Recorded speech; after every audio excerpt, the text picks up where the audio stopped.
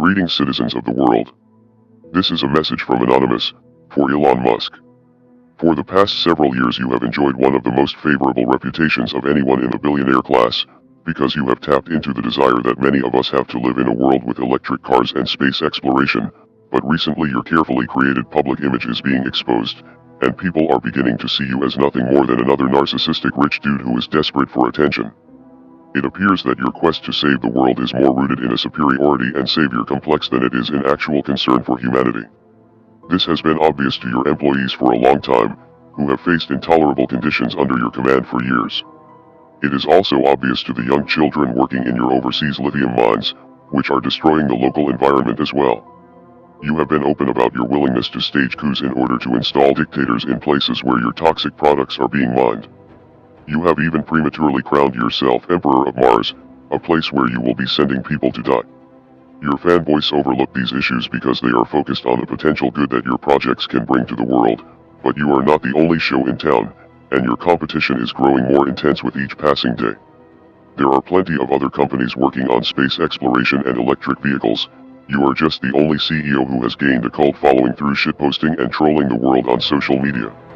In fact, many people are now learning that the vast majority of Tesla's income doesn't actually come from selling cars, it comes from government subsidies, selling carbon tax credits for your innovation with clean energy.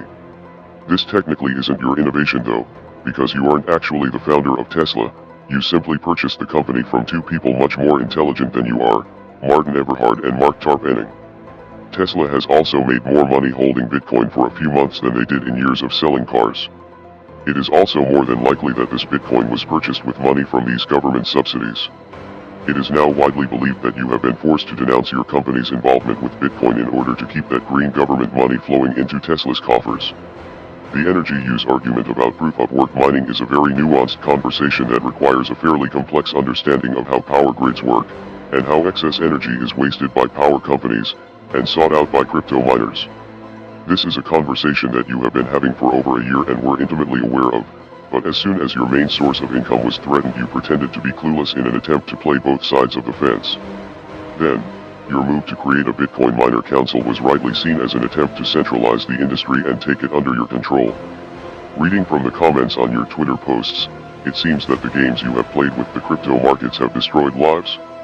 Millions of retail investors were really counting on their crypto gains to improve their lives. This is something that you will never understand because you were born into the stolen wealth of a South African apartheid emerald mine and have no clue what struggle is like for most of the working people in the world. Of course, they took the risk upon themselves when they invested, and everyone knows to be prepared for volatility in crypto, but your tweets this week show a clear disregard for the average working person. As hard-working people have their dreams liquidated over your public temper tantrums, you continue to mock them with memes from one of your million-dollar mansions. You may think you are the smartest person in the room, but now you have met your match. We are Anonymous. We are Legion. Expect us.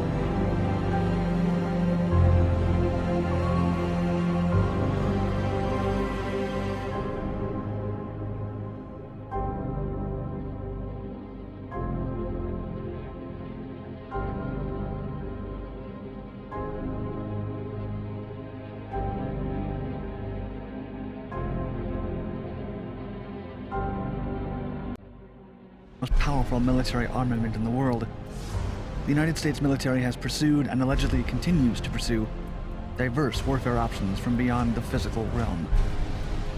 Among them, a $20 million program to assess possible uses of psychic or extrasensory perception activities, otherwise known as ESPA.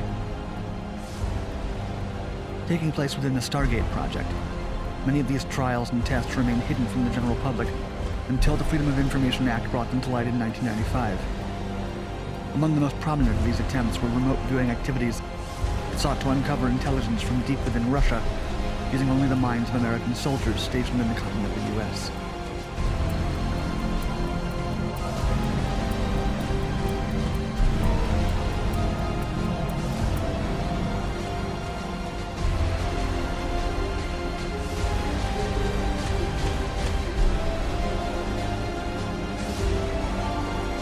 The idea to integrate extrasensory espionage and psychic warfare techniques into the Army was not a uniquely American project. In fact, the start of this practice may have been traced back to Germany during World War II, when the scientific organization Enigma, led by Heinrich Himmler, devoted an entire branch to study supernatural phenomena. This secret program was uncovered by the United States during a raid of his property in 1945. It mostly consisted of a collection of magical artifacts collected from conquered nations and peoples, as well as unusual discoveries from archaeological expeditions from around the world. The Soviet Union also happened to gain access to the archives from the project during this time, and so the two new superpowers began fearing what the other may accomplish by studying paranormal and extrasensory activities. While the full degree of seriousness with which the USSR considered these matters is relatively unknown, the intelligence community in the United States did consider the supposed pseudoscientific powers to be a serious matter. One of the few Soviets to rise to prominence with claims of psychic abilities was Nina Kulagina, who had been part of a tank regiment during the Second World War. She was studied by Soviet scientists after allegedly being able to move objects with her mind. The most alarming reports came from a 1970s laboratory experiment, where she supposedly manipulated a frog with her mind, eventually stopping its heart. Many accused her of fraud, and when skeptics reviewed footage of her powers of manipulation, they suggested she was simply relying on tricks. One of the earlier examples of extrasensory activities from the US military took place during the Vietnam War, when some troops took witching rods in an attempt to divine the locations of Viet Cong tunnels. Since the mission was of high priority, and morale was low, the military found it acceptable to integrate this unusual technique for the search. Scientific reasoning was seemingly cast aside during the mission. It's difficult, if not near impossible, to fully assess the success of using witching rods, since many of the tunnels remained hidden, and the ones found were often revealed by a number of coinciding factors. Later, as the fears driven by the space race, Cold War, and new waves of terrorism soon began to take hold of military planners and civilians alike, the question began to arise about whether intelligence agents could use their minds to foresee, prevent, or even counter an attack.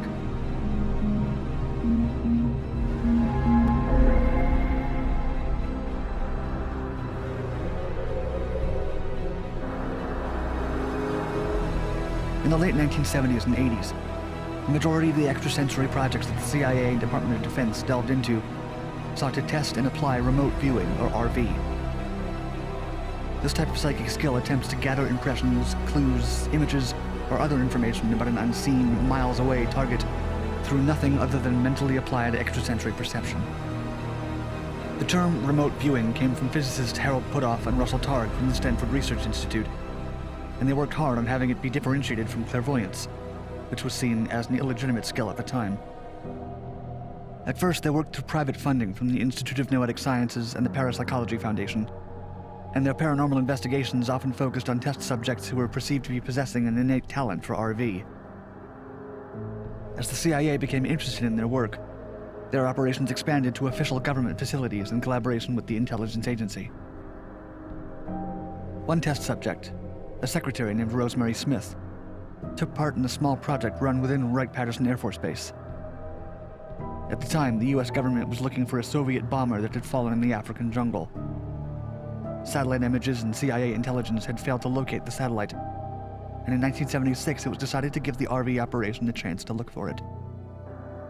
Rosemary Smith believed she had psychic powers, and according to journalist Annie Jacobson's book Phenomena, The Secret History of the U.S. Government's Investigations into Extrasensory Perception and Psychokinesis, Rosemary, quote, was able to draw maps that pinpointed where this aircraft was within a few miles.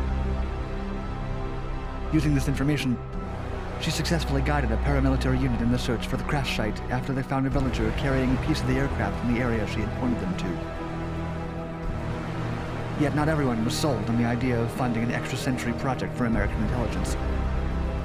Representative Charles Rose, the chairman of the Intelligence and Oversight House Subcommittee, spoke out about this possibility, saying, quote, "Some of the intelligence people I've talked to know that remote viewing works, although they still block further research on it, since they claim it is not yet as good as satellite photography. But it seems to me that it would be a hell of a cheap radar system. And if the Russians have it and we don't, we're in serious trouble."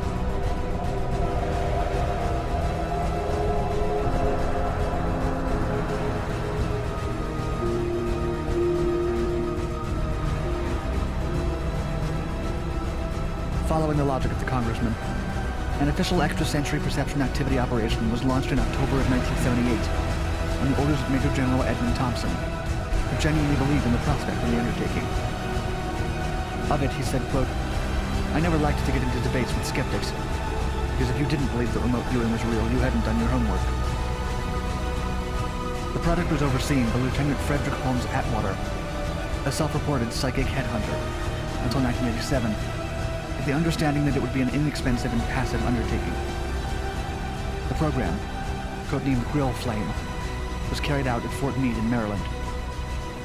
It was run with support from Major General Albert Stubblebine III, who was eventually in full control of the project. Major General Stubblebine strongly believed in the promise of what remote viewing could deliver to the intelligence community. It's thought that it was only because of him that the project survived, since skepticism existed within the military as it transitioned the project out of the budget to make it only a Defense Intelligence Agency endeavor. As stated in a declassified summary released by the CIA from 1981, quote, "Grill Flame is an Army and DIA jointly financed effort to study novel intelligence collection techniques that will help to identify the capabilities and vulnerabilities associated with paranormal phenomenon having military applications." The team of supposedly psychic individuals was small, at no time larger than 20,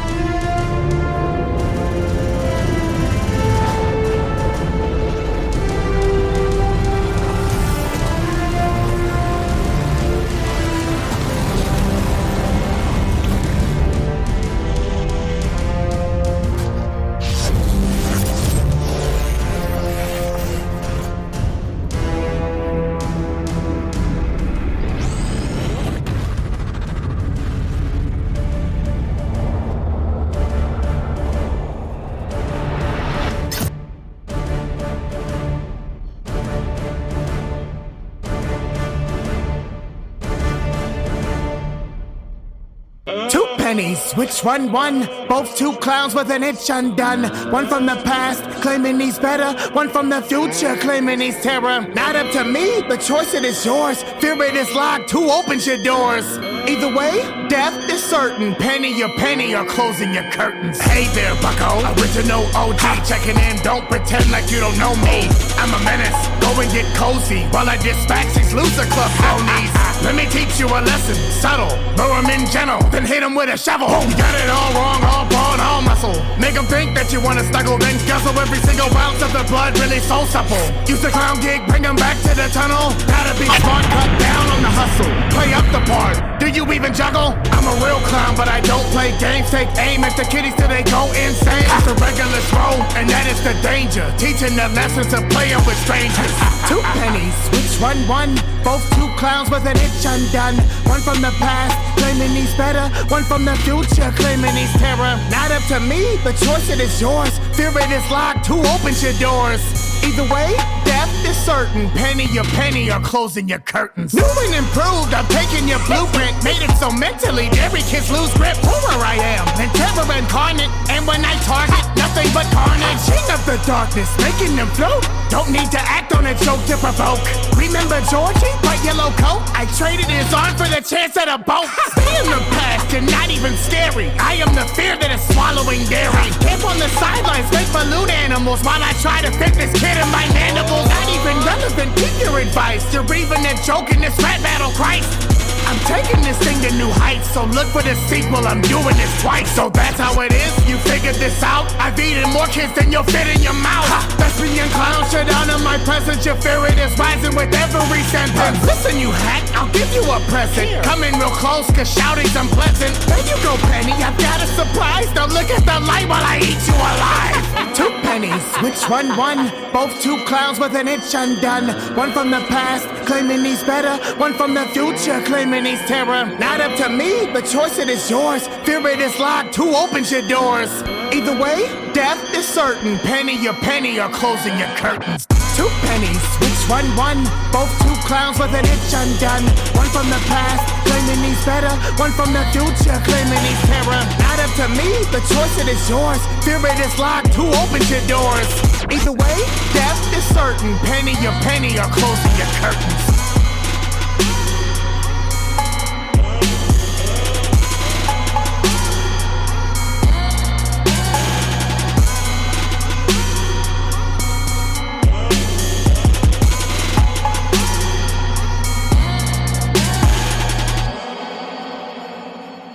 Relates to God. On the first day, the earth was formless and void, and darkness was over the surface of the deep. And the Spirit of God was moving over the surface of the waters. Then God said, "Let there be light," and there was light. God saw that the light was good, and God separated the light from the darkness. So God spoke, and lights appeared. And people have laughed at that for years. Well, I've said God is energy. So when he speaks, energy comes out. And as sound, it forms light. So, God's words are proven that he is scientifically correct in how he creates. Sound becomes light. So let's have a look at sonoluminescence. Sonoluminescence. Luminescence excited in a substance by the passage of sound waves through it. So that means light comes into being in a substance by the passage of sound waves through it. And the electric universe shows that the entire universe is full of plasma. And so that is a substance excited by sound, which gives luminescence, which is how our suns form. They form along electrical Birkeland currents. So let's see the experiment in action. This star in a jar is made when a sound wave is passed through a small bubble inside a flask of liquid. And this sound wave makes the bubble do something remarkable. First it expands, then it collapses. And this collapse happens so violently that vapor molecules trapped inside the bubble slam together and heat up so much that the bubble gives off an incredible burst of heat and light, several thousand times a second. Now, what she said isn't quite correct there, because she said a bubble inside a liquid.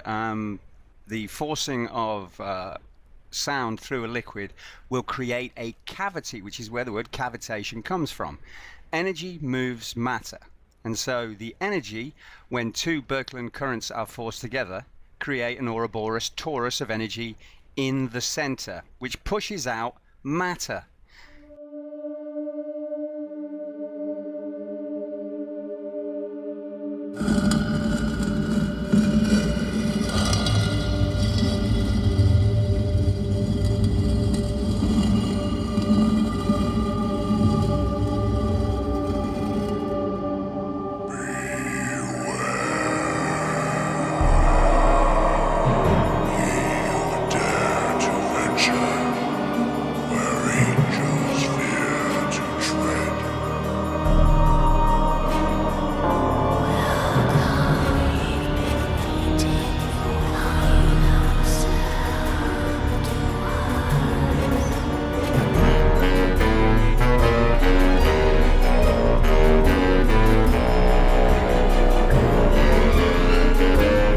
This will be a section that I will try to ascribe solely for the purpose of listing the progression of my angelic heritage and my lineage to the matriarchs of our bloodline, the rebel angels and the watchers, or better known as the principalities, who were sent to Earth with Lucifer long ago to watch over mankind and observe their emotional turmoil they experience throughout life and how they react to challenges and obstacles. However, now that I have finished writing, I will say that I failed miserably at this and have been led astray and off topic so egregiously that I shall have to attempt this again later, after bringing much suffering and torment upon the source of my aversion. First, I should list here the reasons for the flood and what truly occurred now that we are in the age of iniquity, and the ones responsible are here and have been cornered or dealt with by now. I take you back to the exile from Eden as Satan is being cast into his serpent form.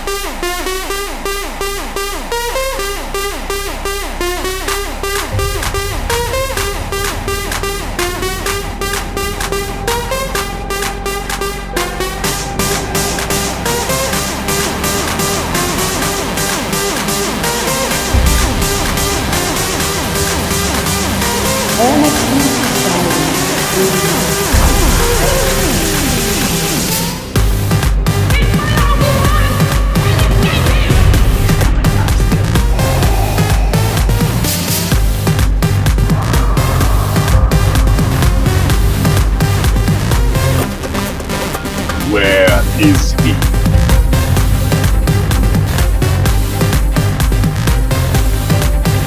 The Grand Inquisitor means nothing. Kenobi is all that matters now. Is that understood? You were born what the feet would bring. I will tolerate your weakness no longer. Fail me, and you will not live to regret it. Be careful not to choke on your aspirations, Director.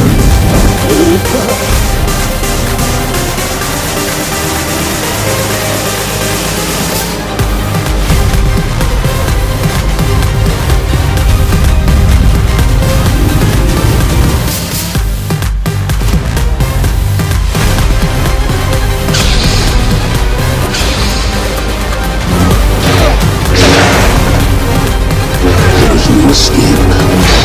Don't make me destroy you. Obi-Wan never told you what happened to your father. He told me enough.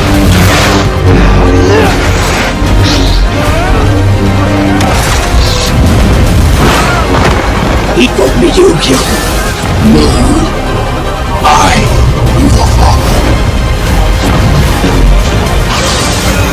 Admit your feet, Obi-Wan! I'm sorry, Anakin, for all of it. You have failed, Master. You didn't kill Anakin. Scott. This particular incident inspired the book by John Ronson, The Men Who Stare at Goats, and the subsequent film adaptation. Two other high-priority projects that were undertaken by the members of Grill Flame were the attempted location of Libyan dictator Muammar Gaddafi and Manuel Noriega, the military dictator of Panama. As Gaddafi was not captured until the 2011 uprising, it suffices to say that locating him through RV was unsuccessful.